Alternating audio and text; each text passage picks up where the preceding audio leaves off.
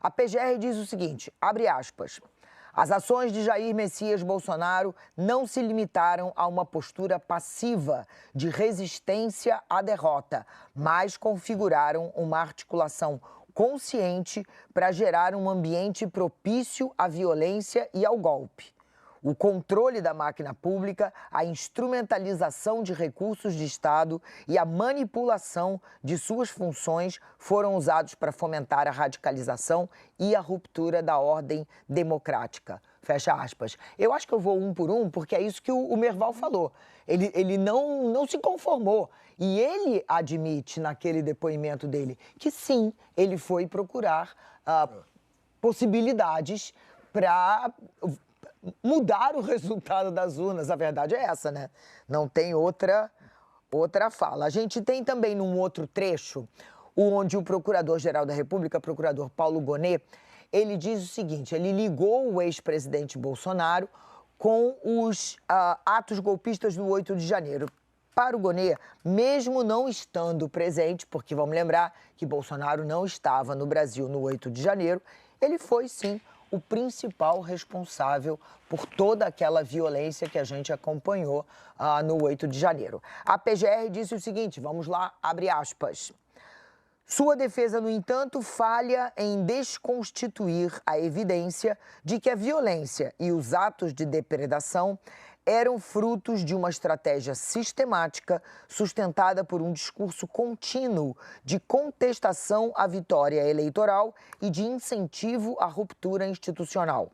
O réu, ao alegar que não houve envolvimento direto, distorce a realidade dos acontecimentos, os quais foram conduzidos por suas ações, palavras e omissões ao longo de todo o período de transição política. Fecha aspas. Nós vimos ainda agora, a Procuradoria-Geral da República pediu ao Supremo Tribunal Federal essa condenação do ex-presidente Jair Bolsonaro pelos crimes de tentativa de golpe de Estado, abolição violenta do Estado Democrático de Direito e organização criminosa.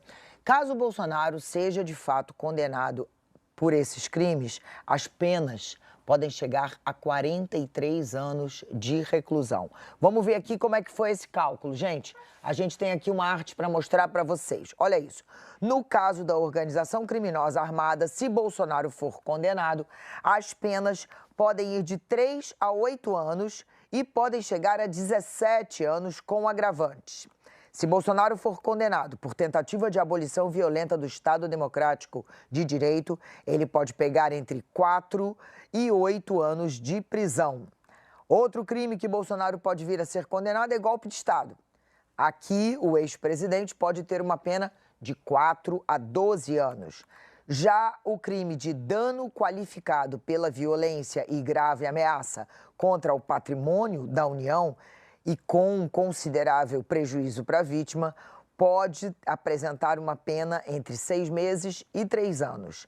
Se o ex-presidente for condenado também por deterioração de patrimônio tombado, aí a pena vai de 1 a 3 anos. Então, todas essas penas somadas é que dariam esse total de 43 anos de prisão. E que a condenação, de fato, saia lá para agosto ou setembro.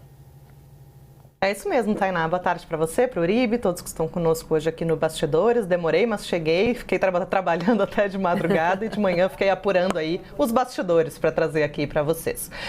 Tainá e Uribe, existe uma percepção dentro do Supremo Tribunal Federal, entre os ministros, né, de que essas alegações finais que foram entregues ontem pela Procuradoria-Geral da República, elas são muito robustas e consistentes no sentido de apontar para uma posição de liderança do ex-presidente Jair Bolsonaro em relação a essa investigação sobre a tentativa de golpe de Estado. Bolsonaro já era apontado na denúncia, mas agora nas alegações finais isso se reforça com novas provas.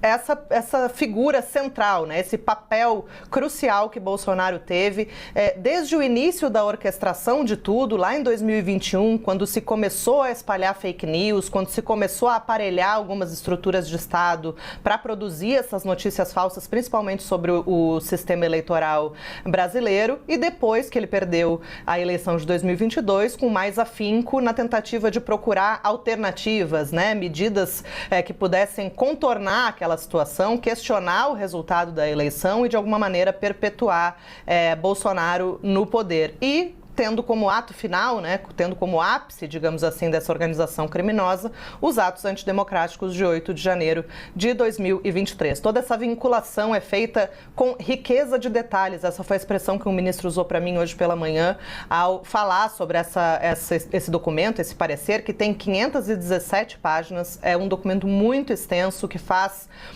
rememora, na verdade, né, desde o início de toda a investigação, faz a cronologia dos fatos e aponta também, faz um grande cruzamento de dados, digamos assim, também entre os depoimentos das testemunhas que foram ouvidas pelo Supremo Tribunal Federal e também em relação ao que foi dito pelos próprios réus na ocasião dos seus interrogatórios. E aí ele coloca tudo isso ali nesse parecer, e então o Supremo entende, nesse momento, Tainá e Uribe, que essas alegações finais, elas têm consistência, têm riqueza de detalhes, tem material farto ali que justificariam a condenação de Bolsonaro. E só para concluir, um outro ponto que os ministros também destacaram foi que Paulo Gonet foi bastante didático ao dizer que as omissões e contradições que foram identificadas em relação ao delator Mauro Cid, o tenente-coronel que era ajudante de ordens de Bolsonaro, elas prejudicam apenas Mauro Cid. O acordo segue juridicamente válido, as provas que foram colhidas a partir desse acordo também seguem válidas, e esse comportamento controverso de Mauro Cid prejudica só ele próprio, na medida em que os benefícios podem não ser tão vantajosos, assim, como pensou o delator. A gente acompanha aqui para ver os novos desdobramentos aí nesse julgamento, que você tem razão, Tainá, deve acontecer aí em meados de setembro, mais ou menos.